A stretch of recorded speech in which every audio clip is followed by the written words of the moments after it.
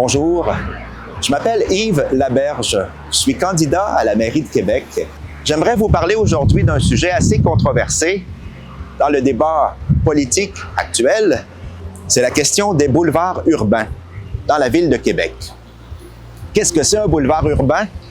Eh bien, dans le contexte de la ville de Québec, c'est de remplacer une voie de circulation, souvent à moyenne ou à grande vitesse, par une voie plus restreinte et différente qui a plusieurs fonctions. Autrement dit, au lieu de permettre uniquement la circulation en automobile, le boulevard urbain laisse une plus grande place aux piétons, aux cyclistes et aussi à l'embellissement, c'est-à-dire le fait de fleurir ou d'ajouter des arbres sur un espace de circulation. Personnellement, je suis très critique envers la question des boulevards urbains. Et je trouve que dans le contexte de la ville de Québec, les boulevards urbains sont difficilement applicables parce que nous sommes dans une ville où il est nécessaire et même indispensable de régler les problèmes de congestion en éliminant la circulation et surtout en éliminant les voitures qui sont arrêtées dans un embouteillage. Je trouve qu'on a mal géré la question des boulevards urbains à la ville de Québec. Et l'exemple du boulevard Henri Bourassa, où je me trouve en ce moment, tout près de l'hôpital de l'Enfant Jésus, eh bien, je trouve que nous sommes face à une question assez troublante.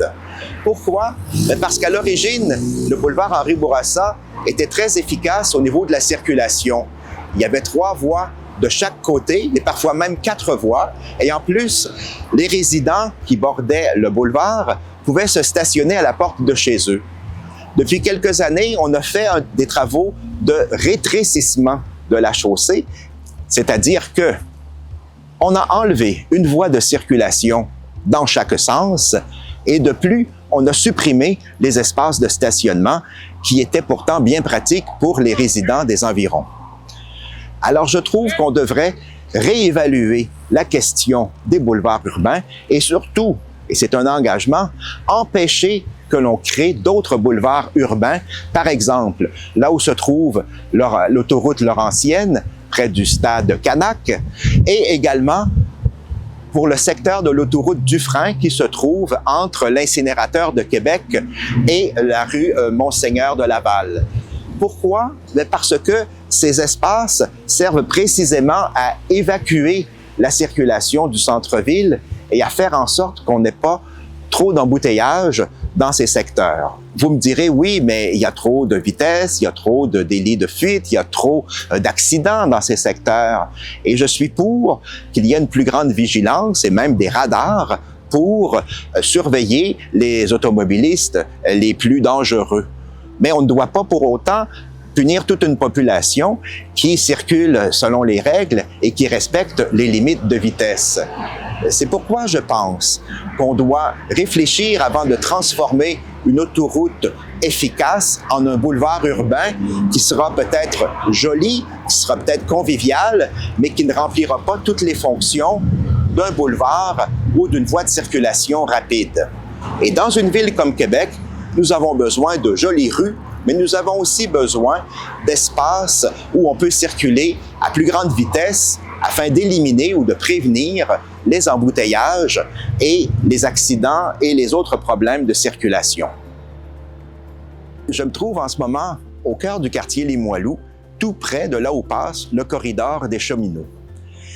Mon attitude vis-à-vis la place des vélos dans la ville est assez nuancée, je pense, parce que je me place ici précisément parce que je trouve que c'est le plus beau, le meilleur et le plus exemplaire de tous les couloirs pour cyclistes que nous avons à Québec et même dans l'Est du Québec. Pourquoi?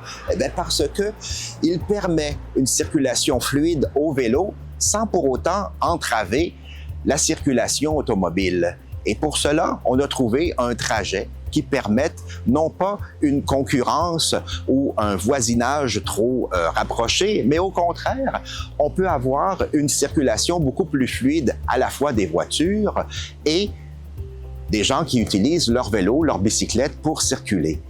Vous le savez mieux que moi, le couloir des cheminots utilise en partie d'anciennes voies ferrées pour nous rendre d'un endroit à l'autre.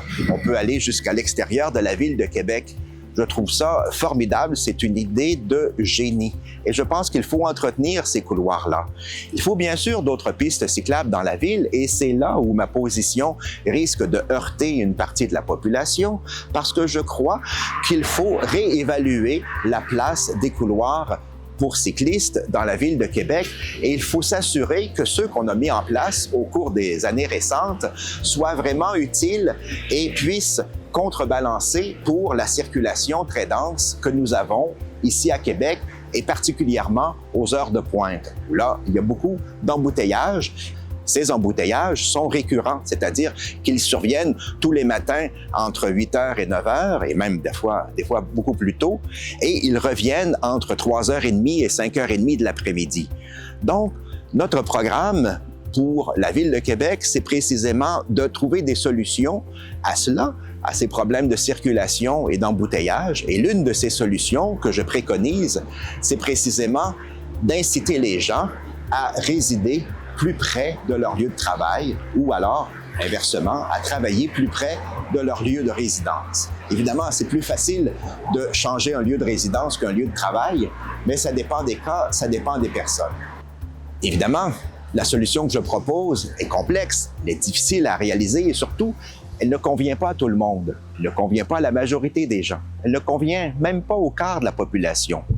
Mais si on peut avoir une proportion de 5% des gens qui acceptent, avec l'aide de la Ville, par des mesures fiscales, par des mesures incitatives, jamais de contraintes, de pouvoir déménager pour se rapprocher de leur lieu de travail, eh bien, je crois que nous pourrons, à ce moment-là, solutionner en partie les questions de circulation, d'embouteillage et de présence de l'automobile dans notre ville, de manière à ce que les gens puissent résider plus près de leur lieu de travail, qu'ils puissent ainsi ne pas dépendre matin et soir de leur voiture ou du transport en commun et qu'ils puissent à la place se rendre à pied, beau temps, mauvais temps, à leur lieu de travail parce qu'ils habiteront à moins d'1 kilomètre du lieu de travail ou à moins d'1 kilomètre du lieu d'études. Alors, vous me direz, ce ne sera pas facile, ça n'a pas encore été fait, excepté que je pense que la Ville de Québec, la municipalité de Québec, dispose de leviers administratifs, fiscaux, incitatifs, qui nous permettront de tenter cette expérience. Et cette expérience me semble beaucoup plus intéressante, beaucoup plus verte que de créer un tramway qui coupe des arbres et qui apporte l'étalement urbain. Et ça nous évite aussi ce problème d'avoir recours à un troisième lien qui augmenterait encore davantage l'étalement urbain et qui augmenterait encore davantage le nombre de personnes qui résident loin de la Ville de Québec, loin des limites de la Ville de Québec, mais qui travaillent à l'intérieur de notre municipalité. Alors, il faut au contraire éviter l'étalement urbain et augmenter la densification par une politique de logement qui soit mieux centrée sur les besoins réels de chaque personne, de chaque travailleur, qui peut ainsi contribuer à résoudre les questions de circulation à l'intérieur de la Ville de Québec.